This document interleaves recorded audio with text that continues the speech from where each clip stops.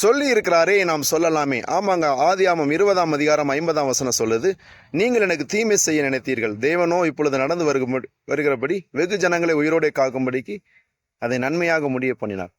ஆண்டவர் இல்லாத ஜனத்துக்கு தீமை தான், வியாதி தான், துரோகம் தான், வஞ்சகம் தாங்க, நஷ்டம் தான். ஆனால் உங்க கூட என் கூட தேவன் இருக்கிறாருங்க. ஒருவேளை நமக்கு தீமை செய்ய நினைக்கிறவங்க அவங்க தீமை செஞ்சுட்டு போகட்டும், ஆனால் கர்த்தர் அதை உங்களுக்கு நன்மையா முடிய பண்ணுவான். யோசேப்பின் சொந்த அண்ணன்மார்கள் யோசேப்புக்கு துரோகமும் வஞ்சகம் மட்டுமே செஞ்சாங்க. சொந்த சகோதரரால் பகைக்கப்பட்டார், துரத்தப்பட்டார், விற்கப்பட்டார். ஆனா ஒரு குறிப்பிட்ட டைம்ல கர்த்தர் முழு எகிப்துக்கும் அதிபதியா யோசேப்பு உயர்த்தினார். முழு உலகத்துக்கும் ஆகாரம் கொடுக்கும்படி யோசேப்பு உயர்த்தப்பட்டாருங்க. சொந்த குடும்பத்தாருக்கு மட்டுமல்ல, முழு உலகத்துக்கும் யோசேப்பு ஆசீர்வாதமா மாறினார்.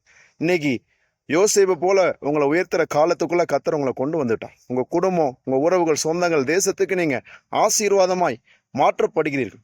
நீங்களும் எனக்கு தீமை செய்ய நினைத்தீர்கள், தேவனோ அதை நன்மையாக முடிய பண்ணினார் என்று சொல்லி இருக்கிறாரே, நாம் சொல்லலாமே.